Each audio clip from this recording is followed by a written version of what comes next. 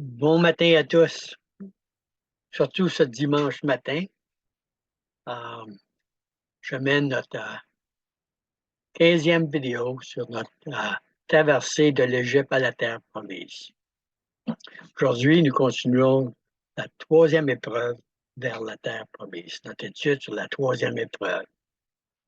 Je vous encourage de relire, ou si vous n'avez pas lu, lire Exode chapitre 19 jusqu'au chapitre 20, verset 20, si c'est nécessaire pour vous. Vous pouvez toujours arrêter la vidéo en tout temps pour lire. Il est aussi très important d'avoir vu le 14e vidéo avant de continuer le 15e pour bien comprendre où nous en sommes rendus. Question. Aujourd'hui, je vous pose une question en partant. Êtes-vous prêt à monter à la montagne de Dieu? Ou êtes-vous comme les Israélites qui ont dit en Exode 20, versets 18 à 19, va bien ce que les versets disent. Tout le peuple entendait les tonnerres et le son de la trompette. Il voyait les flammes de la montagne fumante. À ce spectacle, le peuple tremblait et se tenait dans l'éloignement. Il dit à Moïse, parle-nous toi-même et nous écouterons, mais que Dieu ne nous parle point, de peur que nous ne mourions. Vous voyez ce qui est intéressant, souvent dans nos églises, j'entends des chrétiens tenter d'avoir la parole de Dieu à travers le pasteur ou un tel enseignant, un tel enseignant. C'est pas mauvais. Mais il faut que le Seigneur vous parle à travers soit la parole que vous lisez ou la parole que vous entendez. Et Dieu nous parle directement à nos esprits, à l'esprit qui est en nous, l'esprit de Christ qui est en nous. Souvenez-vous toujours, c'est pas d'aller, oh, je vais aller voir ce qu'un tel a à dire. Vous dites, je vais aller voir ou entendre ce que Dieu a à me dire à travers ce que je vais écouter. Donc, c'est juste un petit mot pour ça, OK? Mais écoutez la réponse de Moïse au verset 20. Moïse dit au peuple, ne vous effrayez pas, car c'est pour vous mettre à l'épreuve que Dieu est venu. Et c'est pour que vous ayez sa crainte devant les yeux. Écoute-moi bien, Dieu veut qu'on ait la crainte devant les yeux afin que nous ne péchions point. Oui, souvenez-vous que pécher veut dire manquer la marque et être privé de la gloire de Dieu. Romains 3, 23. Donc, lorsque nous péchons, nous manquons la marque de la révélation de la gloire de Dieu dans notre vie. Nous allons voir ça un peu plus clairement dans cette vidéo-ci. Mais considérez immédiatement que l'épreuve est pour voir si nous allons révéler par nos actions la gloire de Dieu ou la noirceur de Satan dans nos vies. Le péché révèle Satan et la gloire de Dieu, évidemment, révèle Dieu. Souvenez-vous aussi qu'une épreuve sert à évaluer la préparation ou la qualification d'une personne pour accomplir une certaine tâche ou avoir une promotion. Donc, qu'est-ce que cela signifie pour nous? À quelle tâche ou promotion sommes-nous appelés ou sommes-nous destinés? Réponse, évidemment, vous avez dû comprendre jusqu'à maintenant, c'est la conquête de la terre promise. Où nous pouvons louer Dieu de tout notre cœur, de toute notre pensée, de toutes nos forces. Dieu, par les épreuves, évalue notre capacité de manifester la lumière de sa gloire, la gloire de son esprit d'amour et d'humilité sur la terre. Et donc, vaincre les œuvres d'égoïsme et d'orgueil produites par le péché, par la chair. Il ne faut pas oublier que nous sommes la Nouvelle Jérusalem, préparés pour être la demeure de Dieu et de l'agneau. Relisez Révélation 21 au complet. Prenez ces notes quand je relisais, parce que je ne relirai pas aujourd'hui. C'est des choses que vous devriez savoir au moment où je parle. Nous sommes appelés à produire les caractéristiques du fruit de l'esprit. Galates 5, 22 nous dit le fruit de l'esprit. Les caractéristiques du fruit de l'esprit, je répète, parce que c'est les caractéristiques du fruit de l'esprit. Voici toutes les caractéristiques qui devraient apparaître dans notre vie. C'est l'amour, la joie, la paix, la patience, la bonté, la bénignité, la fidélité, la douceur, la tempérance. détruisant ainsi les œuvres de ténèbres pour révéler la gloire de Dieu. Pierre nous dit en 1 Pierre 2,9 que nous sommes une race élue, un sacerdoce royal, une nation sainte, un peuple acquis afin que nous annoncions les vertus, les caractéristiques de celui qui nous a appelés des ténèbres à son admirable lumière. C'est là notre appel, saint. Il faut révéler la lumière de Dieu partout où il y a dans le noirceur, dans toutes les sphères de la société, partout où nous allons. Révéler le caractère de Dieu, révéler l'esprit de Dieu dans tout ce que nous faisons. Voilà pourquoi Moïse dit au verset 20, par contre, et à nous aujourd'hui, Dieu dit, ne vous effrayez pas, car c'est pour vous mettre à l'épreuve que Dieu est venu, et c'est pour que vous ayez sa crainte devant les yeux, afin que vous ne péchiez point. Autrement dit, que vous ne manquez pas la marque. Voyez-vous en Colossiens 1, souvenez-vous, 26 et 29, Paul nous dit, le mystère caché de tout temps, mais révélé maintenant, c'est Christ en nous, l'espérance de la gloire. Donc, Dieu veut révéler Christ à travers nous. La raison pour laquelle nous péchons est que nous n'avons pas la crainte de l'Éternel. Voilà pourquoi nous péchons. Souvenez-vous de la sortie d'Égypte. Dieu a dû détruire l'orgueil de son peuple. Allez voir la vidéo 2 si vous ne l'avez pas écouté, avant qu'ils puissent traverser la mer Rouge, ce qui représente la repentance. C'est-à-dire de choisir de mourir à notre chair de l'Égypte, c'est-à-dire sortir de l'Égypte, comme l'enfant prodigue, pour aller vivre avec notre Père céleste dans la terre promise et le glorifier pour toute éternité. Ici, à la montagne de Dieu, qui représente venir en sa présence, qui représente la montagne et où nous venons en sa présence, Dieu veut produire dans son peuple la crainte de sa discipline. Avez-vous la crainte de la discipline de Dieu?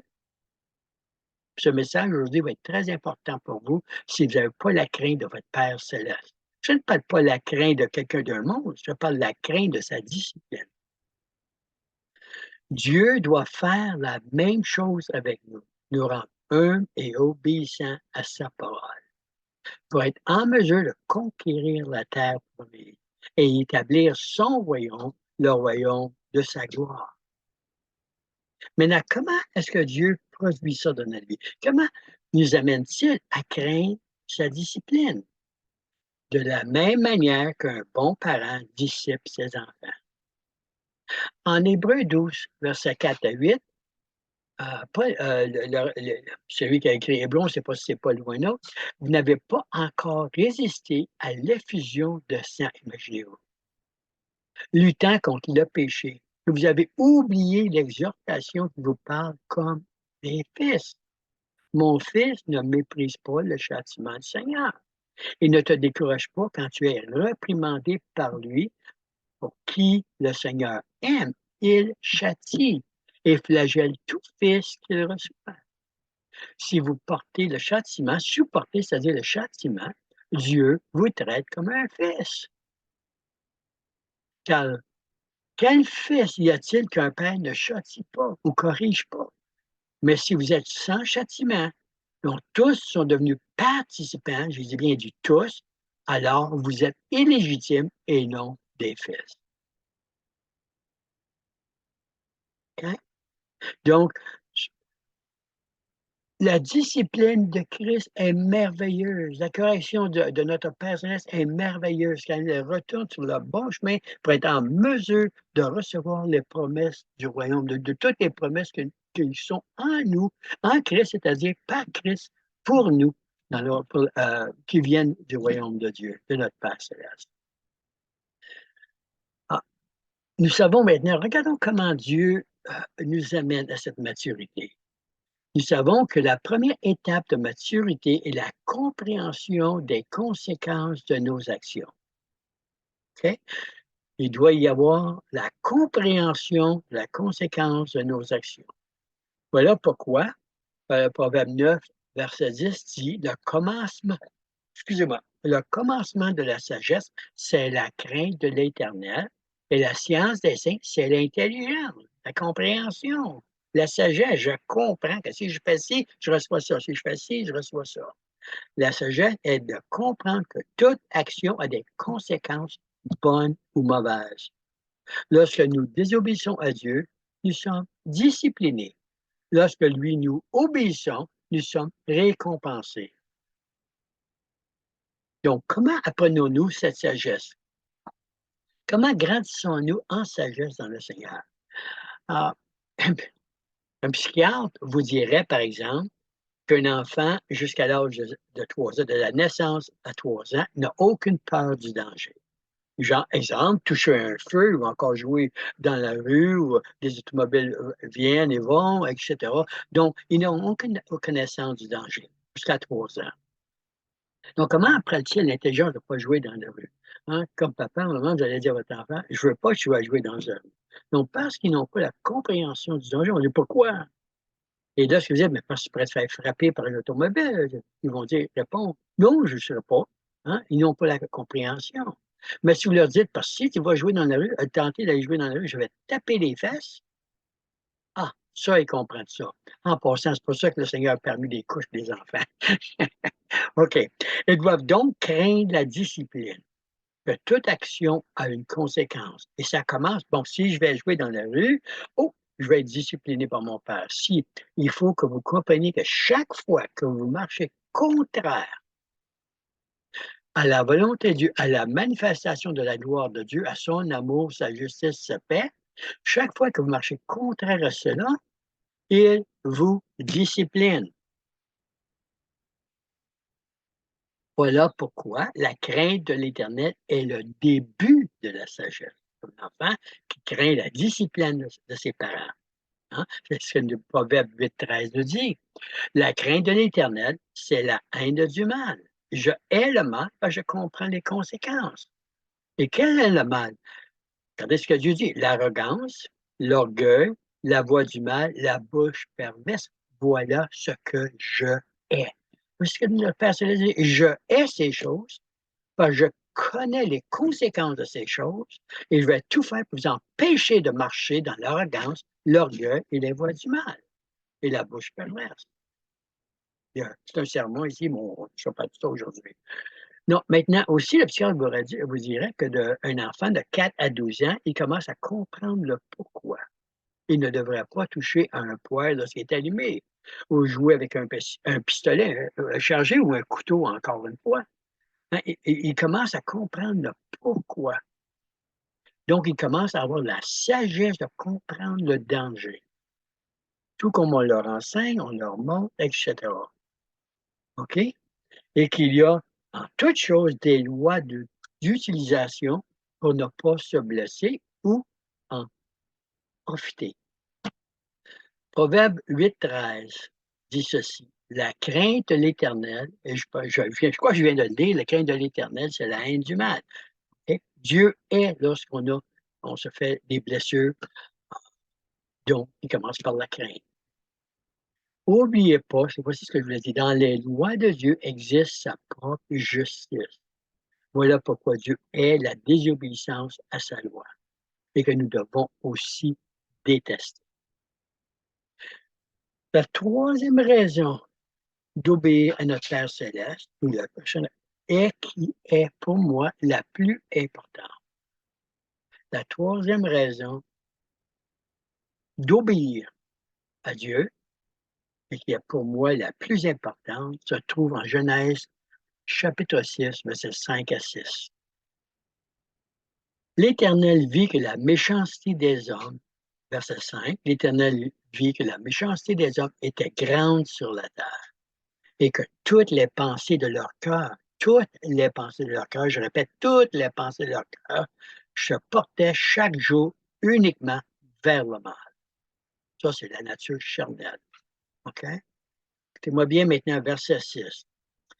L'Éternel se repentit. Maintenant, ça, c'est pas juste mon il s'est repenti d'avoir créé l'homme, c'est vrai, mais quand vous retournez, je retourne au grec, si vous voulez, ou à l'hébreu, dans l'hébreu surtout, cela veut dire ici, là, en anglais, on dit il sorrowful, OK?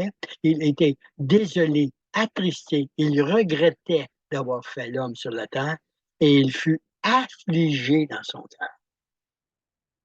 Dieu était affligé de voir la méchanceté de l'homme, surtout l'homme l'un envers les autres.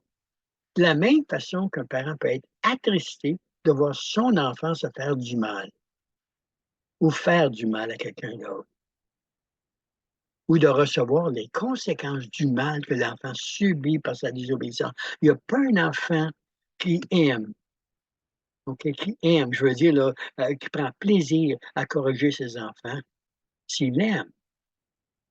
Lorsqu'on aime nos enfants, on ne prend pas plaisir à les corriger. Ça nous brise le cœur. Mais les mots les plus importants pour moi et la raison pour laquelle je ne veux pas désobéir à Dieu sont il était affligé dans son cœur. Autrement dit, il avait le cœur brisé. Permettez-moi de partager avec vous pourquoi cette raison, la raison la plus importante pour moi, et qui me touche mon cœur, comment Dieu m'a enseigné son cœur, donc il a mis la réalité de son cœur dans mon cœur. Il y a plusieurs années de ça, un de mes fils,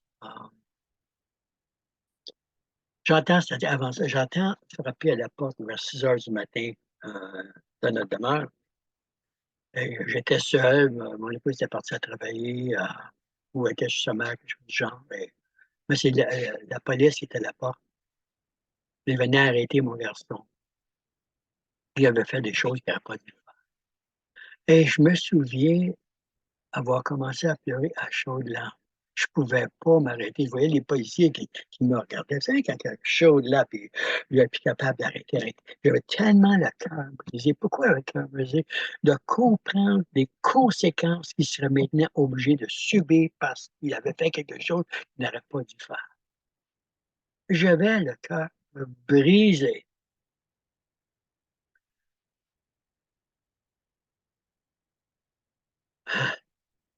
Et le Seigneur me dit ceci. Comment crois-tu que je me sens quand je vois ma création, mes enfants, ceux que j'ai créés, s'autodétruire mutuellement et être obligé de subir les conséquences de leurs actions? Crois-tu que je prends plaisir à les punir? Et là, il m'a ramené à la croix.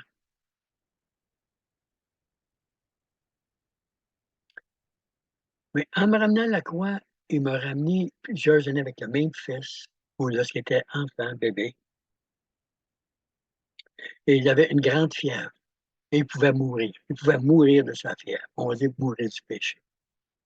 Ce qui est le cas pour nous tous dans le péché. Et j'ai dû l'amener à l'hôpital pour la guérison et on l'a mis dans l'eau glacée pour tenter de baisser sa, sa température. Je me souviendrai toujours les yeux qui me regardaient, mon enfant, peut-être, je ne sais pas, une année et demie à ce moment-là, je ne me rappelle pas. Ah, il me regardait, puis je voyais dans ses yeux, hein, pourquoi tu fais ça? Pourquoi? Ça m'avait brisé le cœur. J'avais le cœur brisé d'être obligé de le tenir là. Et là, c'est là que Dieu m'a révélé la croix. Et dit, Jean, comment crois-tu que je me suis senti quand j'ai dû mettre le péché sur mon fils qui n'avait jamais péché à la croix? Plusieurs disent, on n'était pas là ou j'étais pas là. Je veux dire que c'est moi, avec le Saint-Esprit, l'Esprit d'amour qui le tenait à la croix pour votre délivrance, jusqu'à tout péché soit payé. Voyez-vous? Si vous commencez à comprendre l'amour de Dieu, la justice de Dieu, le pourquoi de ses commandements, le pourquoi il veut que nous marchions selon son esprit de puissance avec lui, alors vous ne chercherez plus à pécher. Pas parce que de peur de peine qui va vous châtier, mais pas de peur de peine de briser son cœur. Lorsqu'on aime quelqu'un, on ne brise pas leur cœur. Et donc, manquer la marque de la gloire de Dieu.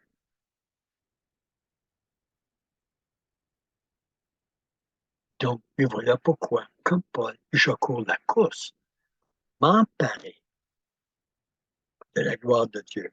En Colossiens 1, 26, 28, dit ceci, le mystère qui a été caché depuis des siècles et des générations, mais qui a maintenant été révélé à ses saints. Saints veut dire c'est séparés, ceux qui ont été séparés pour sa gloire. Dieu a voulu leur faire connaître quelles sont les richesses de la gloire de ce mystère parmi les païens. Il y a Christ en vous, l'espérance de la gloire. C'est lui que nous prêchons, avertissant tout homme et enseignant à tout homme en toute sagesse afin de présenter tout homme parfait en Jésus-Christ. Ça, c'est très, très important.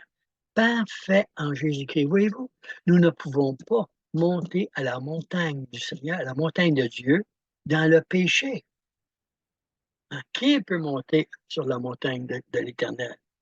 Ceux qui sont sans péché. Autrement dit, ceux qui sont en Christ. Nous ne pouvons pas, par aucune de nos actions de loi de légalisme, aucune de nos actions, monter à la montagne de l'Éternel. Nous montons à la montagne de l'Éternel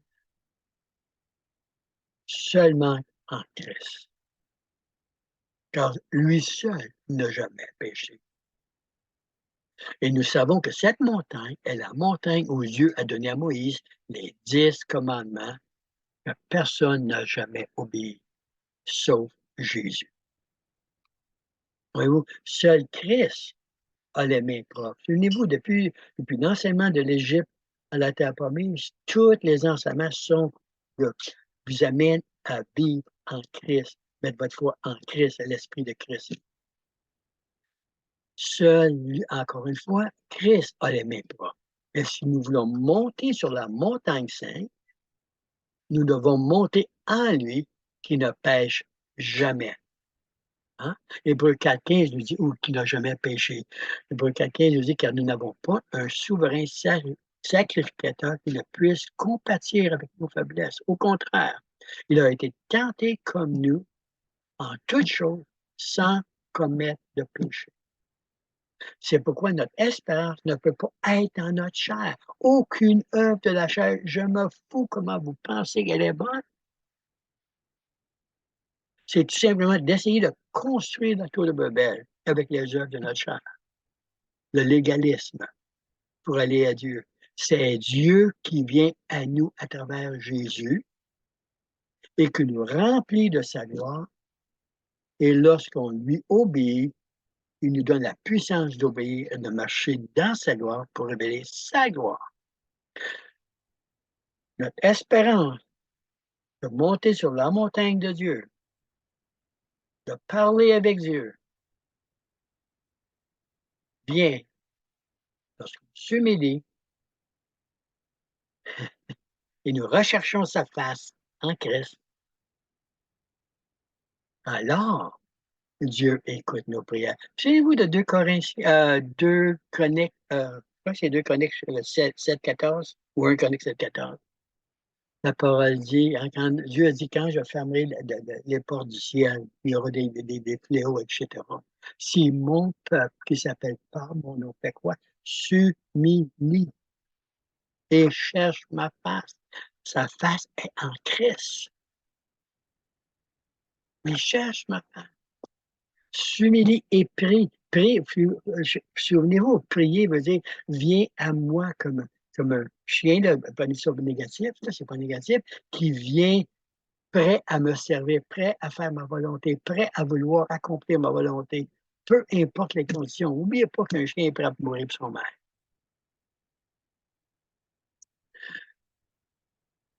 Alors, j'entendrai. Lorsqu'on vient à Christ, en Christ, on s'humilie, on n'a rien de bon à nous. On s'humilie en prière. Dieu écoute nos prières. Et seulement Christ peut nous mener à la gloire sur la montagne de Dieu. J'espère que vous avez suivi ce que je viens de dire. Très important. Comme j'ai déjà dit, quand nous sommes en Christ, nous sommes sur le chemin. Nous sommes dans la vérité. Parce que le chemin en Christ est son sang. Il a payé pour toutes nos fautes, tous nos péchés. Nous sommes dans la vérité de sa gloire et de la manifestation de sa gloire. Assis en présence de notre Père dans les lieux célestes. Jean 14, 6, si vous ne savez pas le verset. Je vous encourage, je termine cette troisième épreuve de cette façon-ci. Je vous encourage de relire et méditer 1 Corinthiens 15, versets 45 à 53. Vous avez le choix, marcher dans la vieille nature ou marcher dans la nouvelle nature.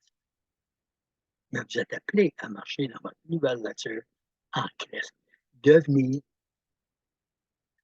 des esprits vivifiants en Christ. Seigneur, je te remercie de ta parole. Je te remercie de ce que tu nous révèles dans les jours que nous vivons. Seigneur, c'est pas compliqué, mais pourtant nous compliquons tellement, tellement ta parole. Tout ce que tu veux de nous, c'est qu'on te fasse confiance, qu'on marche dans la foi, qu'on mette nos yeux sur toi et qu'on te fasse confiance. Toi, la parole vivante, Seigneur. Que tu touches nos cœurs, que tu nous transformes. Et lorsqu'on vient avec humilité devant toi, et on cherche ta face, ta volonté, tu nous révèles ta volonté.